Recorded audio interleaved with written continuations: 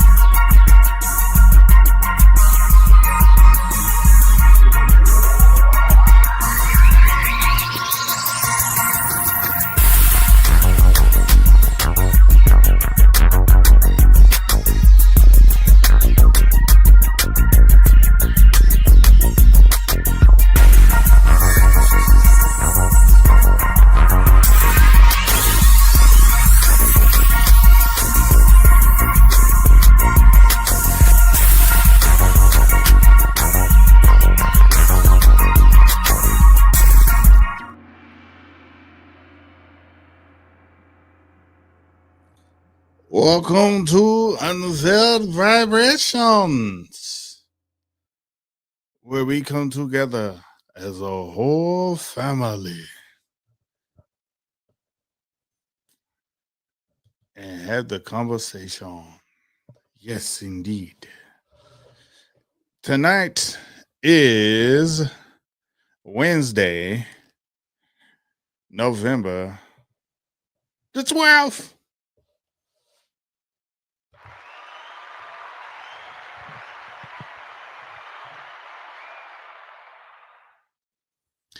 And I would like to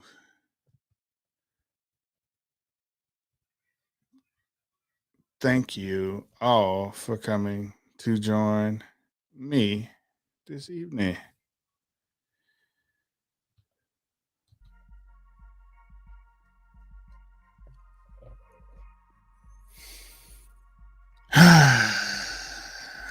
All right.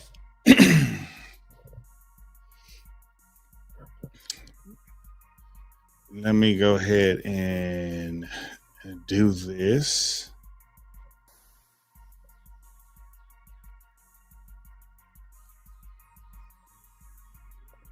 Come on now.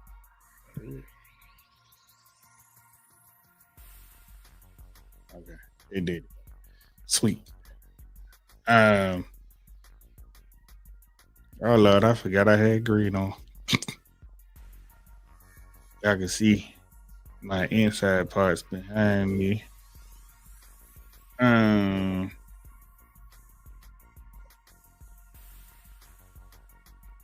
know what? Yeah, I'm gonna stay in this room. I was thinking about switching rooms.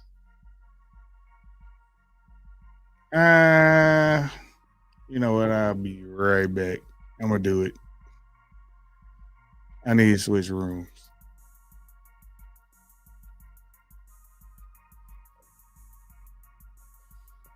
Let me grab everything around here.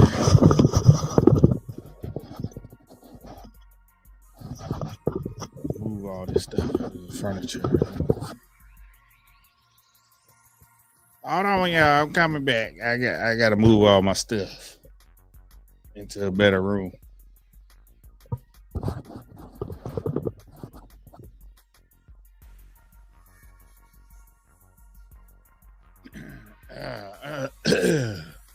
Whoa, boy.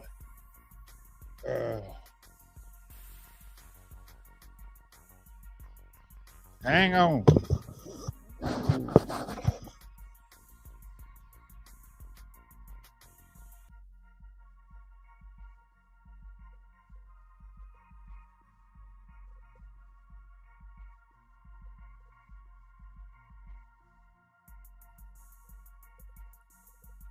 I gotta move.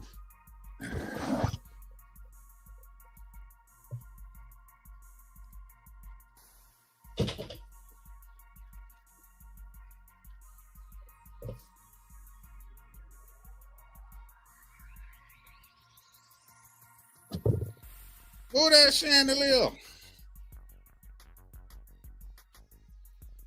Hold on. I'm coming back. I gotta move my stuff. I move my stuff around.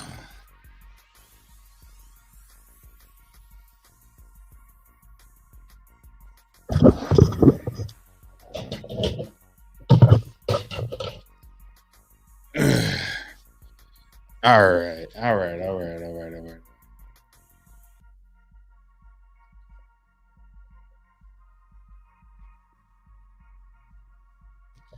Pardon the interruption as I change venues in his house and prepare for tonight's show. Brought to you by the many things that we like on the regular, like fried chicken.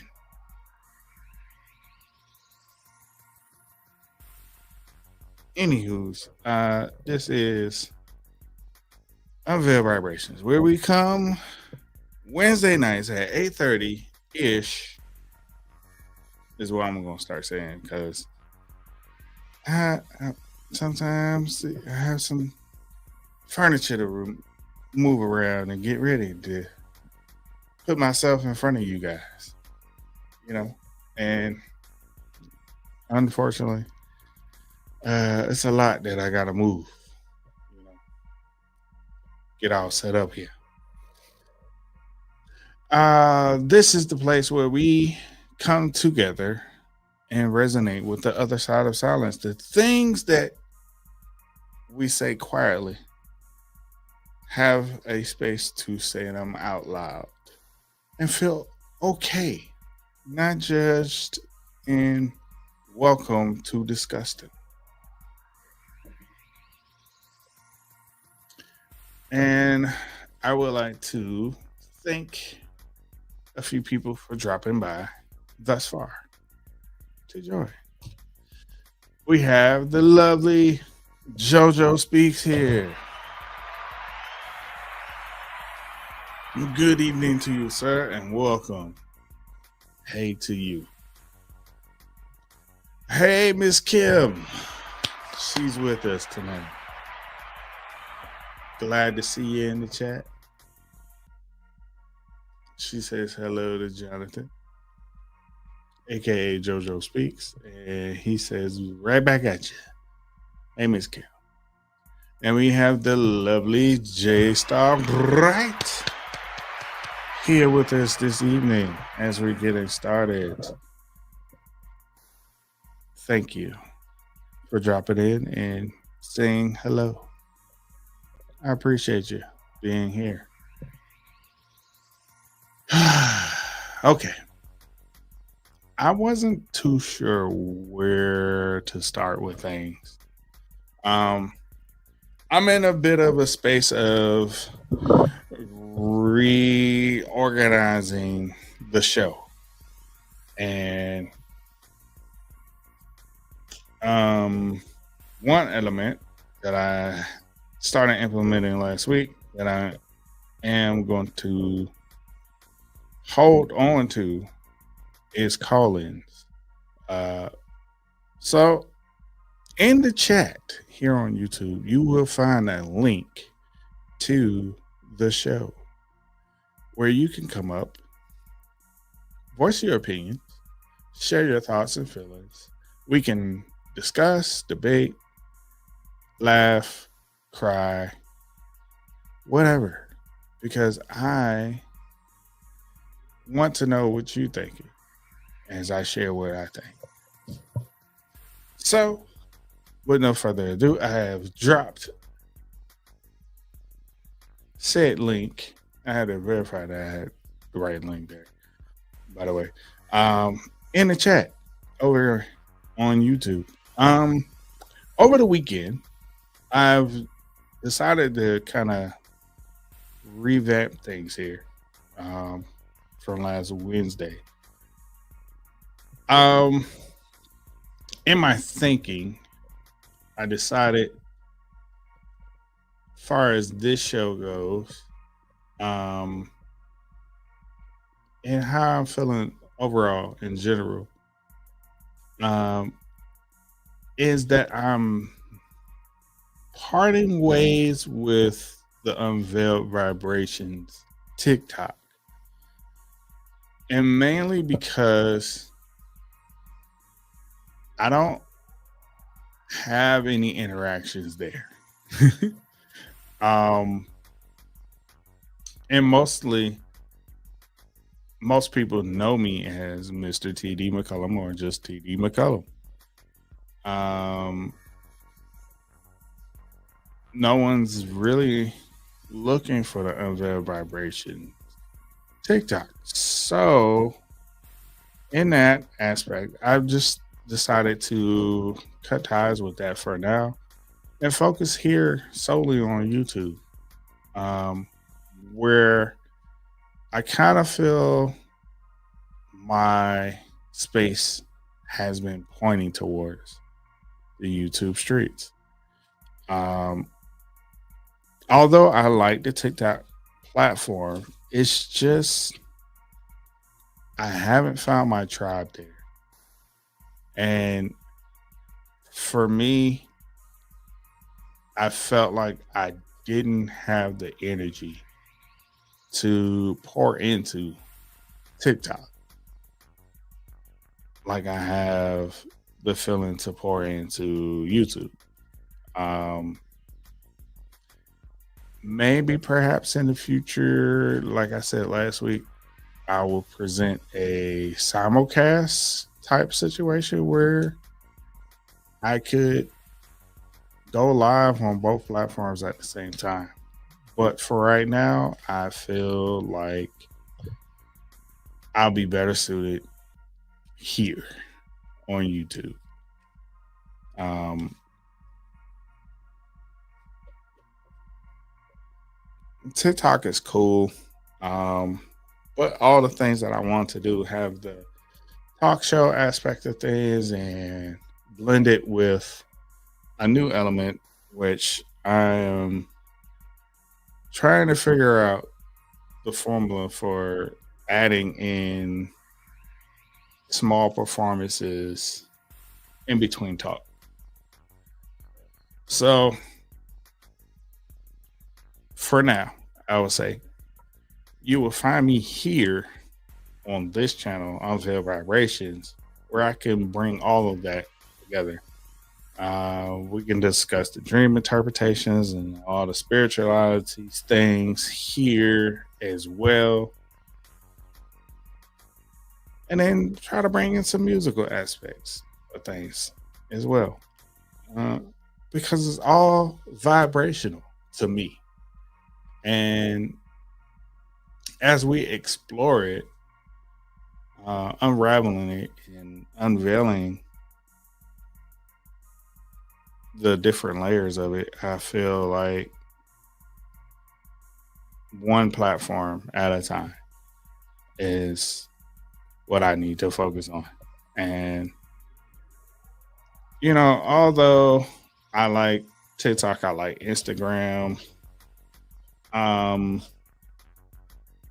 for me, online presence on those Instagram and TikTok platforms haven't really garnered a real space for me to be visible on as I feel like YouTube is. So right now, I want to really bring in and hone in and perfect my vision for the future. And call me a little one track mind on it or tunnel vision towards it. I find it very difficult to split my time between platforms and trying to build up a following there between all these platforms. So here I am. Wednesday nights, 8:30 p.m., 8:30 ish. For those that really know, you'll find me here. Um, Music, you'll be able to find it everywhere except Title. Um, and it is my hopes that like the little small performances that I have here, I will be able to share them onto TikTok at some time. But um, I have to experiment with it, and here I feel like is where I can kind of play around with things for a little while until YouTube slaps me on the hand and like, don't do that. You can't do that. And then I'm just gonna have to figure it out. Figure out another way. Um, I've been also contemplating what songs to play. Like, cause musically my ear goes for rock, it goes for EDM, it goes smooth jazz, it goes to R&B and pop. And I would dare to say like the jazz standards as well, because all of this is a part of my upbringing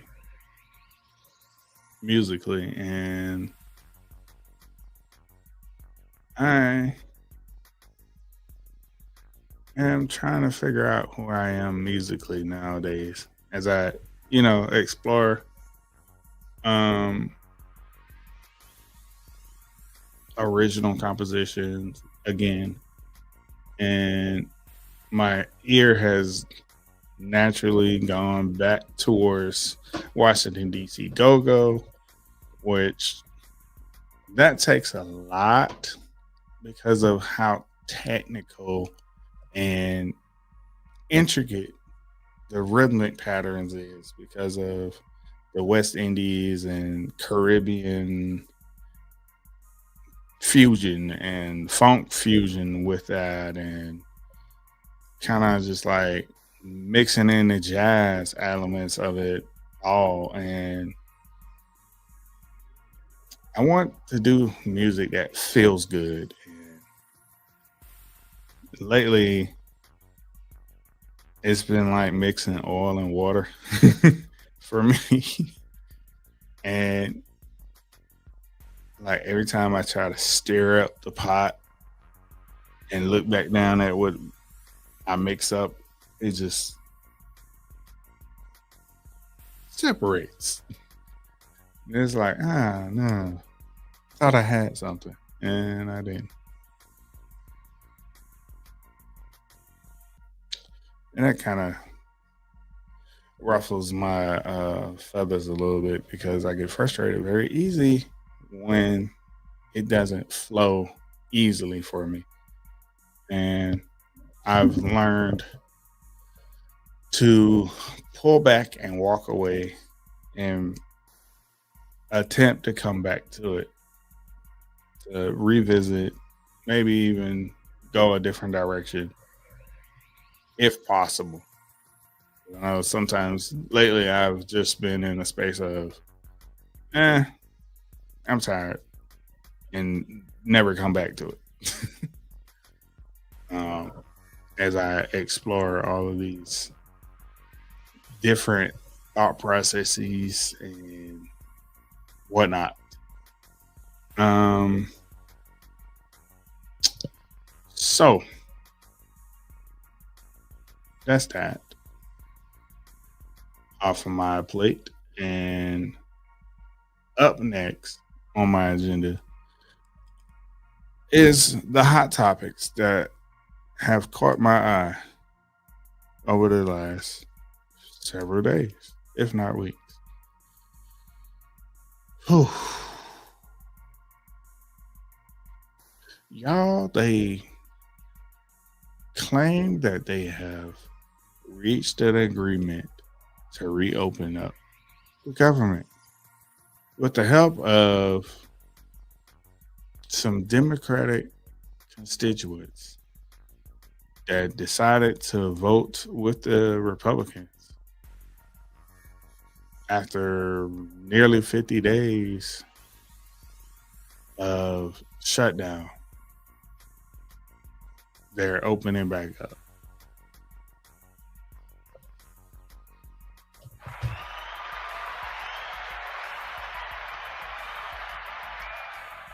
Yay! Um, my intrusive thoughts and feelings is yay, finally.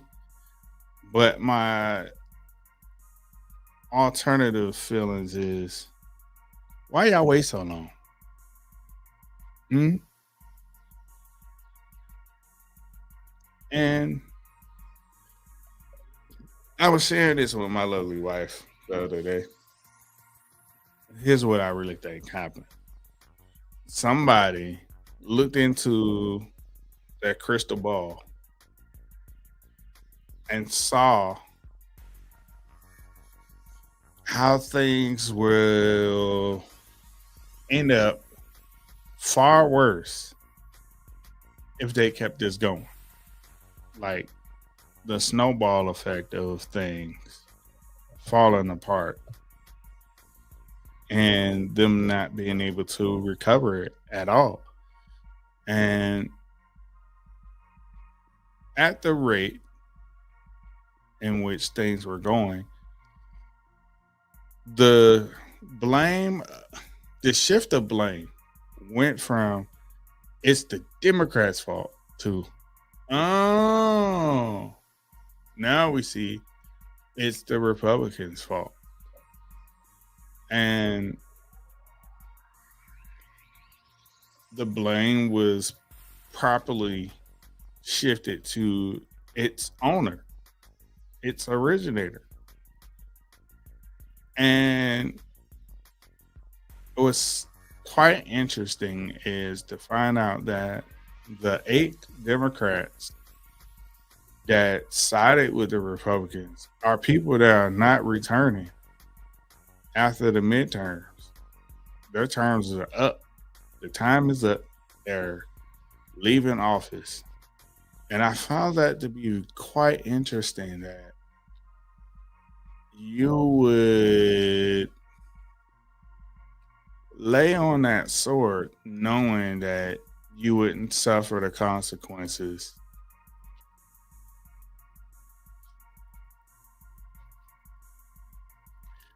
And that made me think that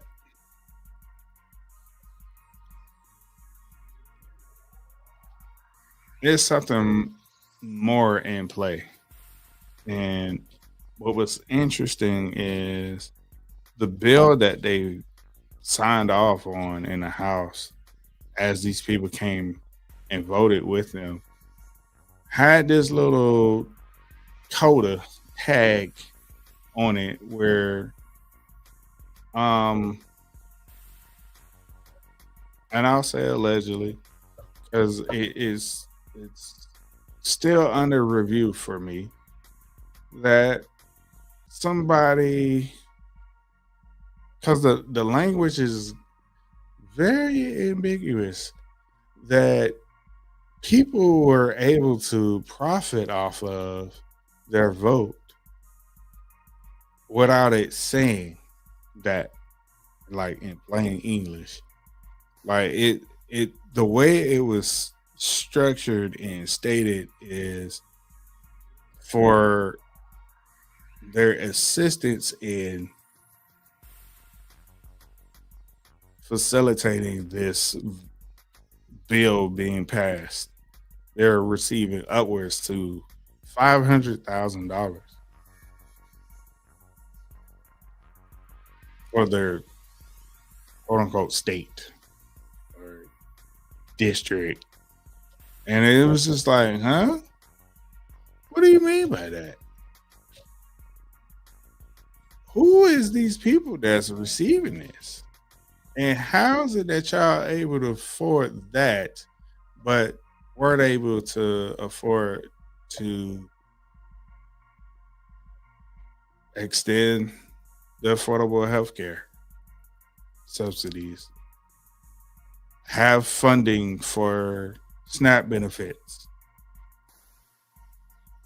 And it absolutely lets you know that politicians grease each other's palms every day for their agenda to pass and whatever they feel like they should be able to get away with. It just lets you know how crooked our political system is and has always been. And it begins to shed a bigger light on how the American people are a sacrificial lamb in the financial gain of politicians. They will do anything to get a leg up financially. And it saddens me because the statement in the Constitution, we the people, there is no we anymore. And when that is clearly stated, there is no we, there is no United States. There is a divided state. And that division is simply the have and the have nots.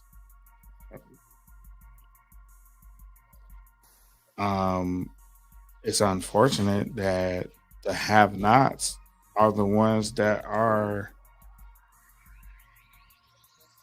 getting the brunt end of everything. Like you're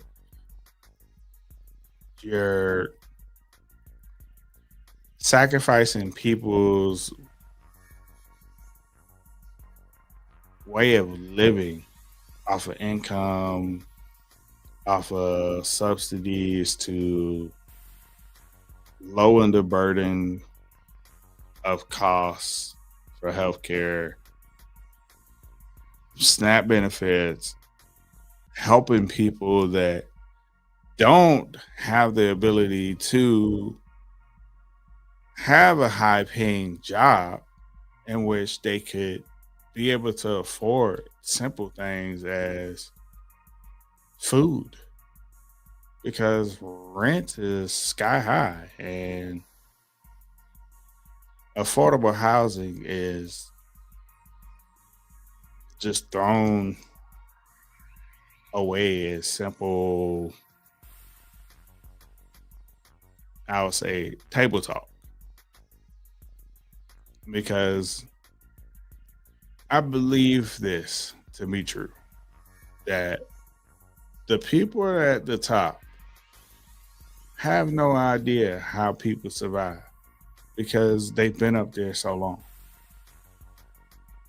Like they forget the meager, humble beginnings that they matriculated through to get where they are. And when they get there, they either want to hold on to it for life or do anything necessary to gain more, including sacrificing people's lives. And it becomes utterly disgusting when you go around parading and promoting that you are a person of Christian values but yet you vote for the slashing of SNAP benefits. You vote for the slashing of Medicaid and Medicare and Social Security benefits because you're collecting the check that isn't affected by any of those things. And you're like, the American people can suffer just a little bit. They can afford to pay a little bit more. To think like that and not understand that as a nation, the minimum wage hasn't increased in decades. And you're okay with 525, 575, 725 as a livable wage standard for everyone. But allow free markets to charge whatever they like and not expect there to be a pushback, there to be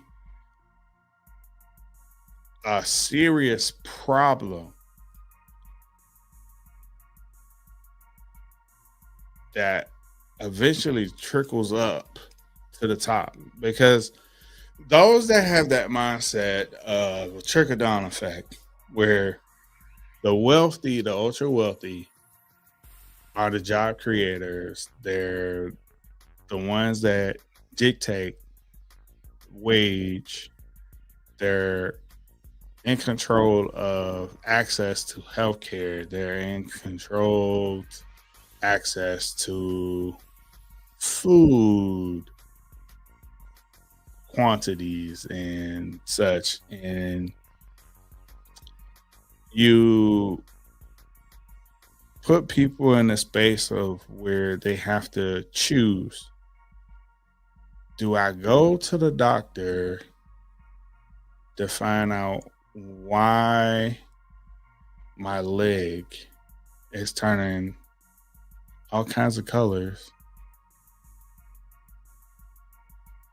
Or do I risk continue going to work and further injuring myself because this is the only means I have and I can't take off because I don't have anything else to supplement that? There's no other way to maneuver around my life. And those very same people are the ones that will chastise you for living a unhealthy life, knowing that if you had a livable wage, you'll be able to eat better and live better. I'm just saying.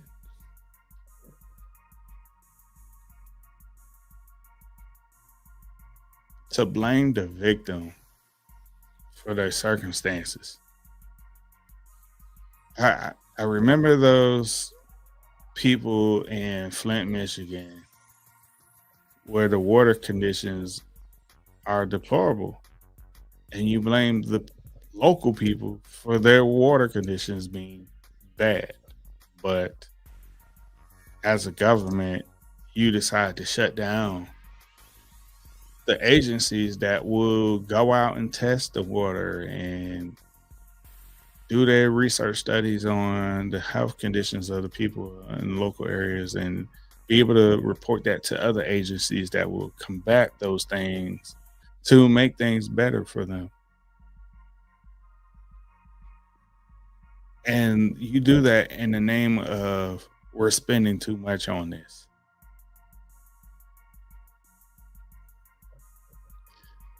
That lets me know that you're not pro-life. You can't be pro-life with that attitude. There's no such thing. To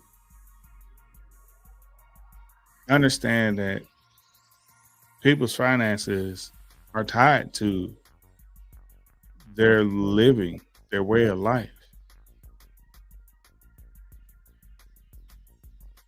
It's unbelievable, and it's laughable at this time for me. I have a few comments here and I will go to them. And as I said before, in the chat, I have dropped the link. If you have a topic that you wish to discuss or something I've presented here, come on up here. Let's talk about it.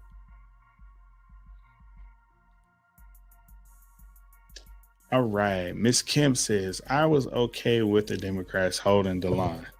After the momentum from last week's elections, the Dems had more support and people were getting hip to the Republican shenanigans. Absolutely. For me, when I first heard this blue wave or blue splash coming across our country during the 25 mid-election turnout, and long-standing Republicans were losing their seats to Democrats, I said to myself, there's a potential shift in this. And the problem that I had with it was I could feel the Democrats like, yeah, we're winning. Let's let off the gas. I could feel it. I can feel it. Because the Democrats have always been in this mind state of, we're going to do something, see if it works, and then go back. We're going to look at the data. We're going to look at how things worked and see if we can reapply that somewhere else. And unfortunately, every time they've done that, in my opinion, they revealed every card in their hand. And the Republicans find a way to flip it and turn it into their favor.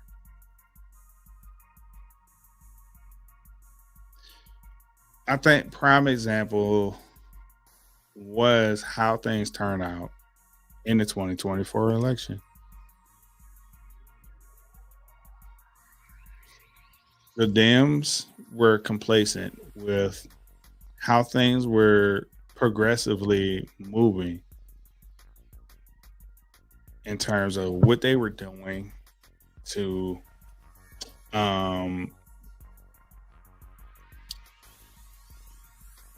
get things economically back on track. And where they dropped the ball was not presenting it to the American people where they can see and begin to feel the shift. And you allow your foot to come off the gas because you're like, oh yeah, we passed the rescue bill. Ooh, the American people, they'll begin to feel the relief. But then Donald Trump came along and was like, the economy is horrible. Everything the Democrats is doing, where our country is going in the wrong direction. And then they started like pointing out, your groceries are high. Which, you know, from my opinion, from what I saw, groceries were stable. But yeah, there was a fluctuation in things along the way. And unfortunately, there was a perfect storm in which the time period when people began to feel a little pinch at the gas pump, which trickled down to groceries going a little higher, they began to say, yeah, I did pay $4.99 for those eggs when I used to pay $3.19. What's up with that? Those Democrats, they made the cost of the eggs go up. And it made it so much easier for the Republicans to say that it's the Democrats' fault.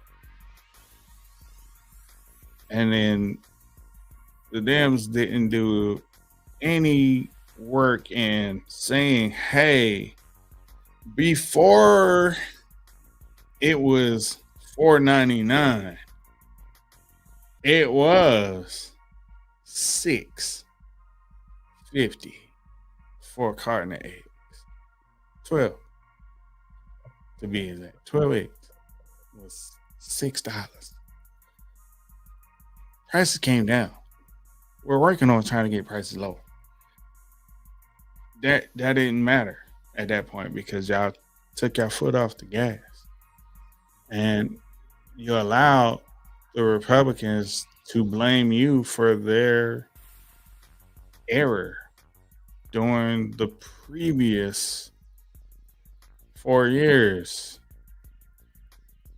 where you had a mishandling of the pandemic. And that led to inflation going up. Now, inflation was going down for 4 years after the Trump administration, as Federal Reserve started implementing their plans and working with the Biden administration. But because inflation was still high and you didn't tell them the rate of the reduction in inflation, nobody cared because they still felt how inflation increased their costs on everything. And so, yeah, you got all these new seats going into next year's meeting of Congress as these people are coming into their new positions. But the issue becomes now, hey, all that work that you did to get there is being undone every time you lift your feet off the gas pedal. And you want to go look and find out what you did right. It's okay to look and see what you got right. But where I think the Republicans have gotten successful is having a party that functions in multiple parts, where there is a driver that can steer the wheel, and then there's somebody else that can keep their feet on the gas pedal and brake.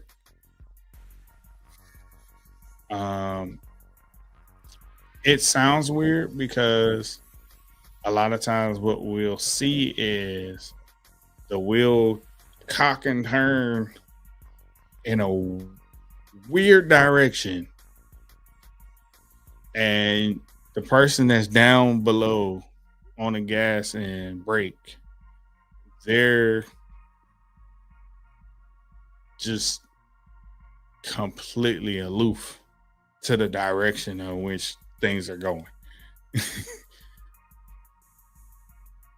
What we see when the Democrats are in office, they put their feet on the gas pedal and they're in full control. And it's because they push one person to the forefront as the driving force of everything in that party. And then when that person lifts off the gas, all momentum is lost in that party and nothing gets done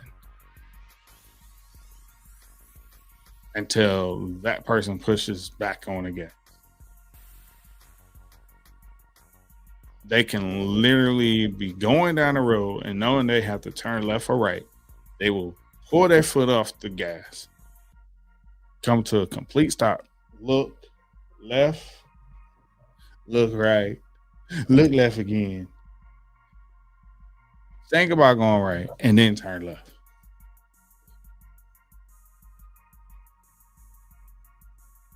That's the Democrats. With the Republicans, they're like, we're going to go left.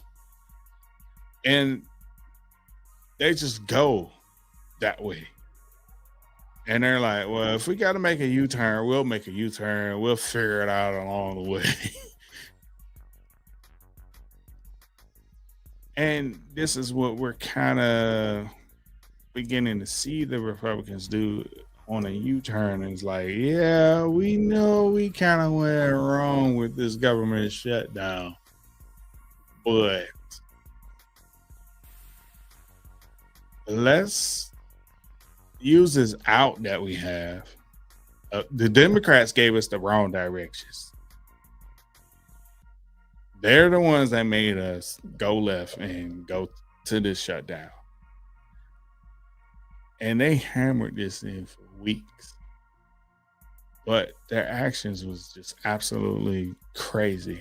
And when asked about it, they're like, well, it's just the Democrats' fault. This is just, well, the Democrats could have ended this. And it's like, well, Democrats, what could you have done different than just blame it on the Republicans?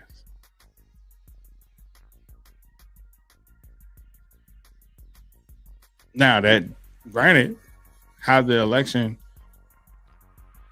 went in your favor, it kind of worked because Americans got tired of the shenanigans, the back and forth. It's like, look, man, quit all this mess.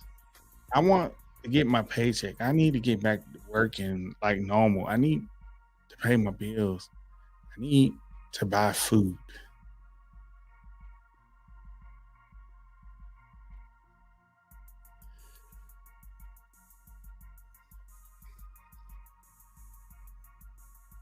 And in this crystal ball, what they saw, I know a lot of people were not shocked and surprised by it, but what they saw was as winter begins to push its way in, and it's coming fast, temperatures outside have already dropped as low as the 20s in many places.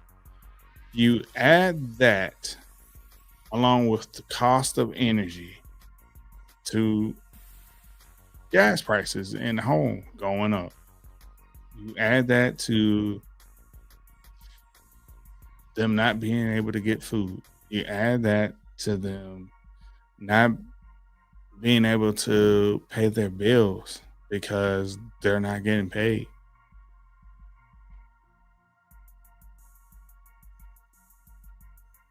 It becomes a recipe for a disaster for all politicians. And I think this is where the Democrats folded too early because they got what they wanted. We got some seats. Now let's figure out how to do it again so we can apply it to the midterms. And I'm like, no. You let up the pressure.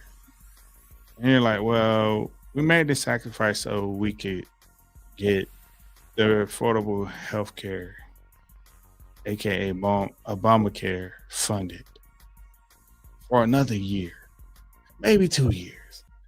Just allow us to keep it going. we all know that healthcare is just astronomically one of the greatest costs to America as individuals, as a nation. And without really sitting down and having a full open dialogue on everything, the average cost, where people can get it at a lower cost, and if they can't get it at a lower cost, how can they get some assistance with it? And the thing is,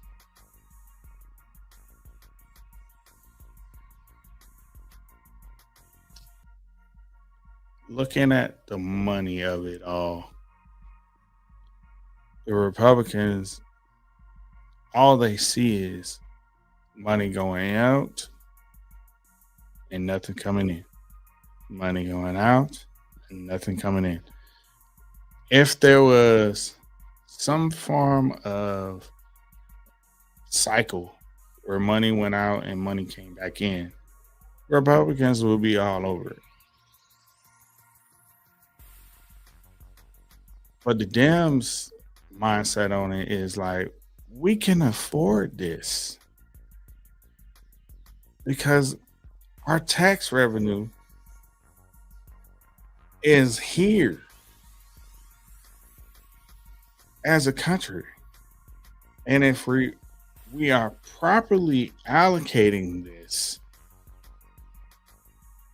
throughout the agencies based on need, we'll be far better able to subsidize these things. And to use that word subsidize, a lot of people don't understand what subsidize means in terms of coming from the government. Government puts it out there as a buzzword. Essentially, what it is money that they can use to offset things. Simply, how your employer, those that are W-2 workers, pays your insurance providers a premium too, in addition to what you pay. Sometimes that premium may be a little bit less than what you pay. Sometimes it may be a little bit greater than what you pay per pay period. That depends on their contract negotiations.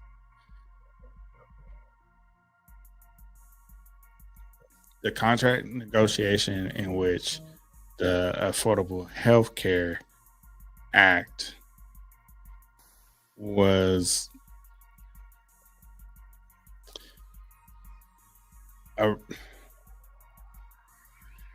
it was a great idea on paper until things started having to filter through the system.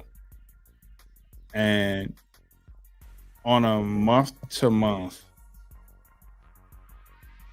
I think our elected officials weren't totally aware of how many people were out there without health insurance and their needs. And a lot of people didn't know that they needed this Cadillac or Ferrari tier health plan to live. They just didn't know. And if you have 1 million people at that Ferrari level, and just say, for financial sakes, it costs $1 million for that plan per person. And the government is like, yeah, we'll fund half of that per person. You're talking about $500,000 per person of tax revenue that's going to cut the cost for what that person would have been paying out the pocket would have been $1 million for that plan. Now they're paying half, if not less than half. Because I know there are some subsidies that are also added to that from the state, depending on what state you're in. So somebody on a Cadillac or a Ferrari plan could go from having to pay out of pocket $500,000 for their health plan to 250K to 150K to 75,000 based on funding from the federal government and or their state.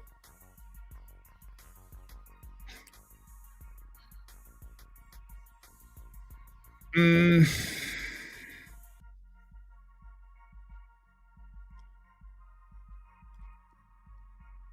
it's an ugly thing. And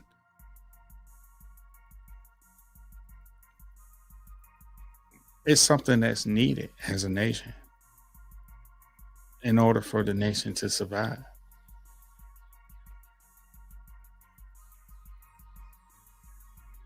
And it is so sad that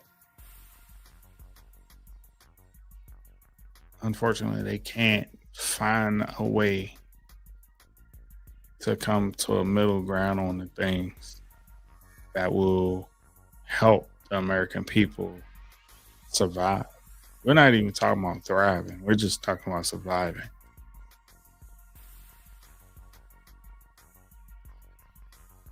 And what's so heartbreaking about it is for the Republicans to say they're for the people, but their actions show totally opposite. And what we begin to see over time is the only ones that really have a heart for the American people are the Democrats. But I like how Ms. Kim put here. Democrats take 2 steps forward and 10 steps back. Every time they make progress, they let it fall apart. They allow, as a party, you allow the Republicans to deconstruct all the progress that you make as a party. And the fact that you want to blame the Republicans for that, I disagree. That's your fault. That is your fault, Democrats.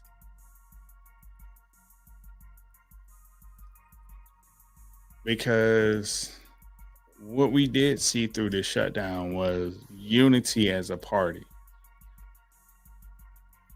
at its fullest display. Yeah, a lot of the BS was spearheaded by an idiot, tyrant.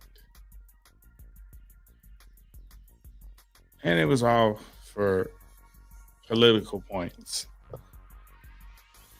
because he could. And honestly, I feel like he was just doing it to test the boundaries of his power. And unfortunately, y'all allowed him, Democrats, to flex. Democrats, Ms. Kim says, need fresh ideas, better messaging, and to stop being afraid to go low with the Republicans. The problem with Democrats going low is the fact that they don't know how to ride waves. They don't. Mm-mm. It's a certain skill set that the Republicans have garnered, and that skill set is simple. They know how to push and release, push and release.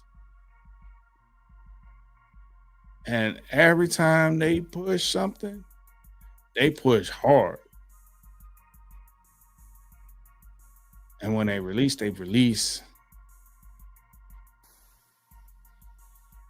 But when they release, it's not a full retreat. It's like they're just a gnat just buzzing around and just waiting for the right opportunity to sneak right back in your ear with something crazy and just buzzing away. And you're like, every time you go swat them away, get out of here, Republic. Y'all crazy. You come back in with something that sound like it makes sense. And you be like, you know what?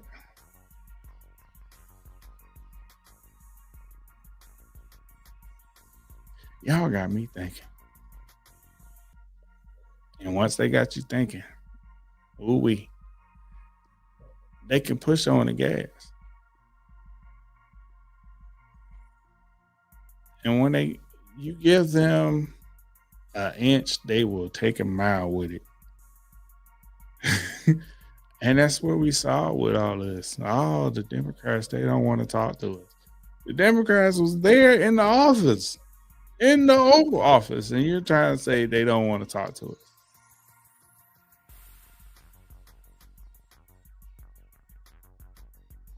And American people ate that up.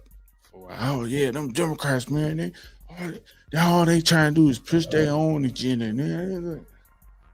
But then we saw the real agenda. Make the American people suffer. Make them turn against our enemies. And let's see how that works. And blame them for everything. The hurricane relief funds ain't come through FEMA. It's the Democrats' fault. And people start believing.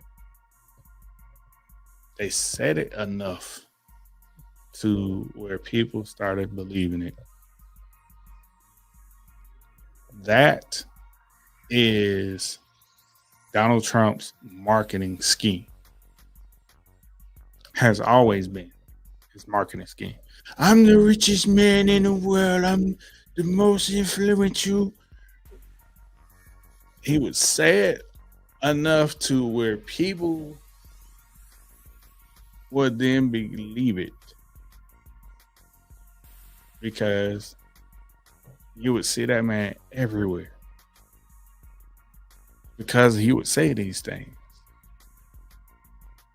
And what happened with the Democrats? Oh, he's just full of hot air. Y'all didn't take it serious. And next thing you know, people was like, yeah, Donald Trump, man, he's a rich man, you know, he's a powerful man, you know, he's got all this stuff. Yeah, he's a big time billionaire, businessman. Yeah. I'll believe a businessman over a politician. Where did it lead our country in 2020? How quickly we forget. Now round 2 comes into play. You have the biggest job layoffs in American history under Donald Trump. And nobody cares. Nobody cares. Because it's not being hammered in by somebody saying, here's the proof.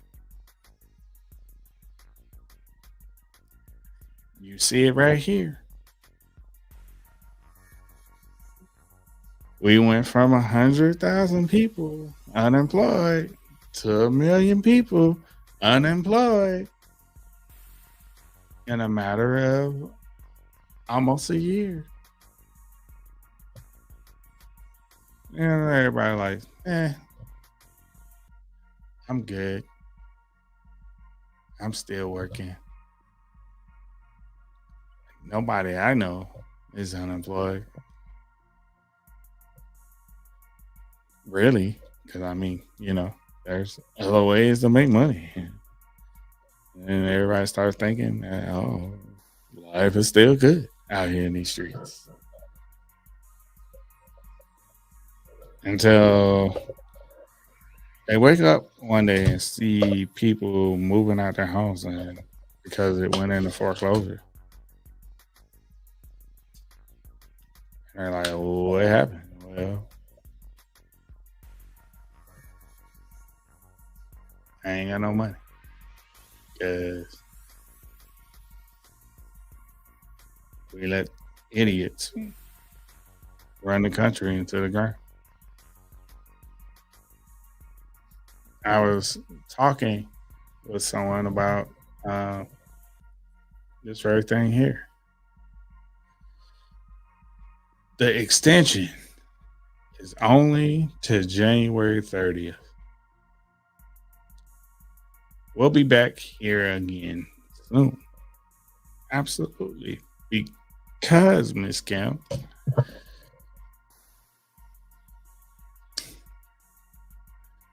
Democrats only look at short-term gain. They don't look at the long game. And this is apparent from the Affordable Health Care Act. It's almost like they enact plans that they know our time is going to run out. And like they just hope that they're in a place of power to do something about it. They don't work on the contingency of if we're not in control of the White House and the Senate and the House, that we'll be able to have ABCDFG plan in place to ensure our plans don't fail in the future.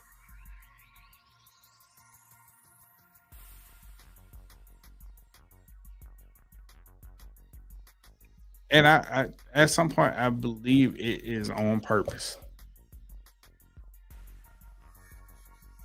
Because they love going back and forth with the Republicans.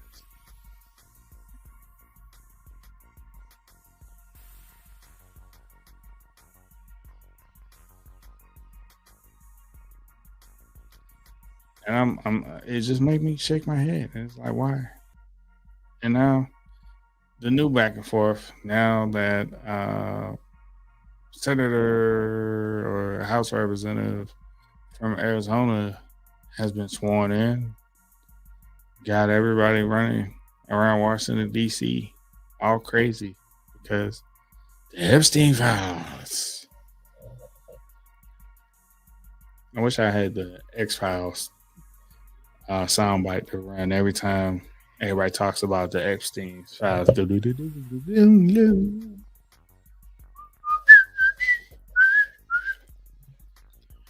because it it is something that has been a dark cloud over this current administration because its leader ties to Jeffrey Epstein, and for the news to come out today that there was some emails from 2011 that I find quite interesting that state that Donald Trump was in the house with someone that was a part of their little brigade of people that they will exploit. And boy, oh boy, what a bombshell that was. My thing about that is, okay, so the Democrats, with all these new people that come in, decide to release the Epstein files, right? They drop. Nothing happens to old fearless leader Donald Trump. All of that would have been in vain. And why? Because it was his campaign promise to release.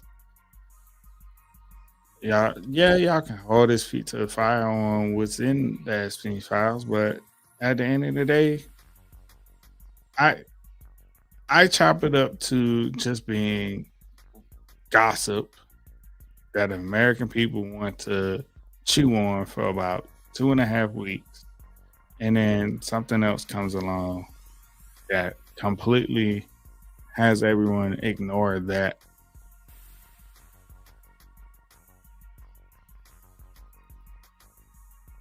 And y'all did all that for what? For 2.5 weeks of a win? What's the long game, Democrats? Is it your long game is the hope that the American people will not trust him enough that they will what not vote for him again? He can't run again. So we think. Because constitutionally you can't go more than 2 terms.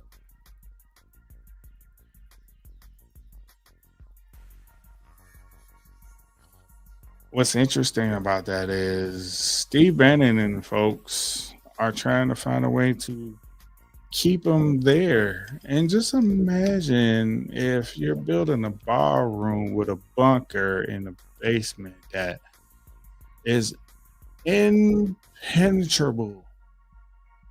by U.S. forces.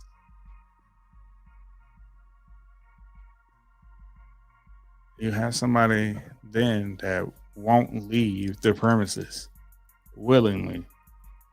What are you going to do? You're going to enact a civil war to take back the White House from a tyrant? No, I don't think you're going to do that. Because then you'll be sacrificing American lives versus American lives for what? For what? Becomes the question, like, for what?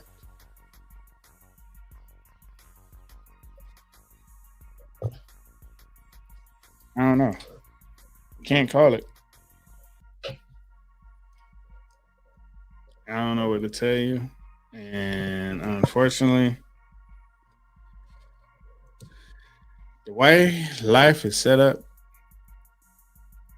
I'm not sure if the American people will have the capacity to care as their liberties are stripped away.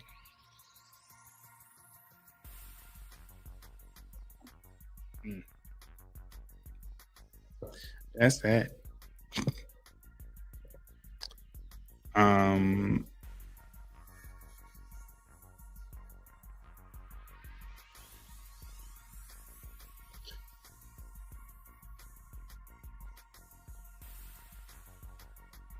I don't know. Let me know what y'all think.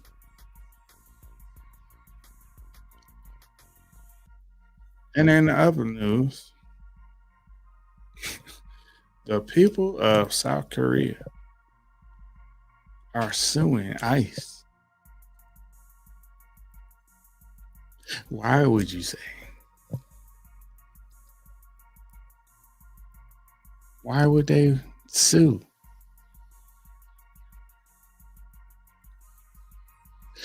Because they were wrongly apprehended and shackled up for trying to help the American people get a leg up in the world as they were building out a factory here for the American people to take over. Someone decided to snitch and sick the ice doggies on them. And to think that this administration is like, what do we do? We didn't do anything. To wave their hands in the air like they're innocent in all of this, when it was their rhetoric that led to it, the weaponization of ICE and the deployment of those agents to this factory with misinformation. And I hope South Korea wins that court case, because on that whole situation, you betcha, America needs to pay. Mm-hmm. You need to pay. Cough it up, state of Georgia. Cough it up, Federal Reserve. Because, hey, Department of War, cough it up. Because these is your peoples. Don't cut that check to the government of South Korea and to the car manufacturer, because they put in millions, if not billions, to create new jobs and everything, and that project is a bust because of racism. Yeah, I said it. I said the R word. Racism. Bigotry.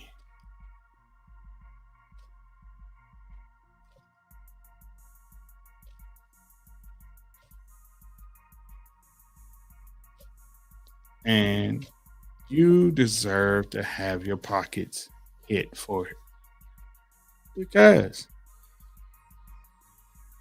if this wasn't the tone of rhetoric that you entered into 2025 with, we wouldn't be here.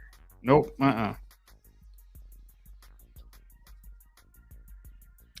We would not be here. And it's unfortunate that we landed square here, and this is the results. And to say, woe is me, How could you do this to us? How could you do that to them? And feel emboldened and boastful about doing that to people that came to help you better yourselves.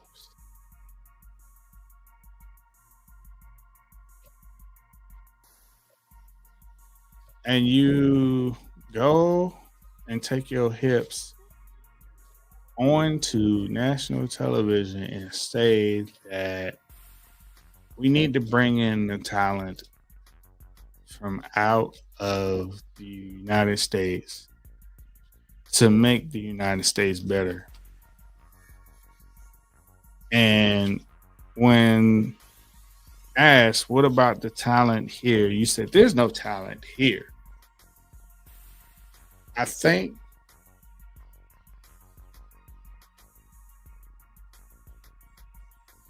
for the lady that made that phone call to ICE, y'all need to have a conversation with your fearless leader,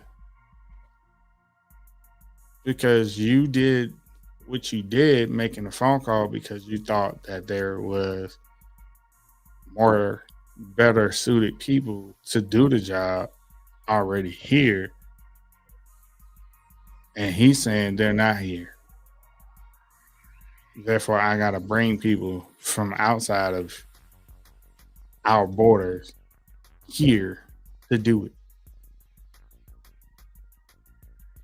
The question in all of that is, where is America first? In that relationship with South Korea and this automaker, I believe that was an American first move. But due to rhetoric and racial action and tensions,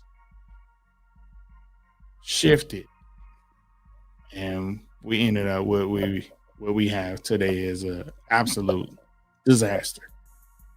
Congratulations, you are the biggest loser.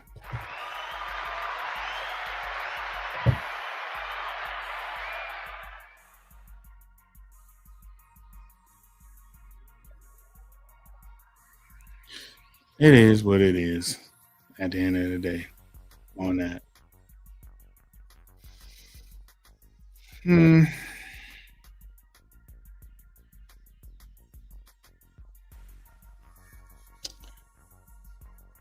Um. Yeah. I'm out of gas. I'm gonna pull a Democrat move, and I'm gonna get out of here while I'm ahead. I thank y'all for joining me this evening. Remember, I will be here every Wednesday, hopefully, unless I'm doing something like performing or working on other projects. 8:30 p.m. for Unreverberations. And as I toy around with the format here, bear with me, because I am searching for something. And I would like you to stick around as things develop. And while you wait on that, you can go check out my music that I have available on all streaming platforms except Spotify. But Spotify doesn't want to pay independent artists and rather have playlists full of botted whatever. That'll be another show topic in the future. My thoughts and feelings on Spotify. Meet me Saturday mornings at 10 a.m. ish with my compadres, JoJo Speaks and Prophetic Fire Reiki. We come together to pray and read a devotional and talk with you guys about real stuff, real life. If you have something that you wish me to talk about and want to share and or have an offline conversation, you can email me at mrtdmccollum@gmail.com. Want to donate to this channel? Hit me up, Mr. TD at CashApp. Thank you all for joining me. Thank you for joining me. Thank you for joining me. See y'all next Wednesday.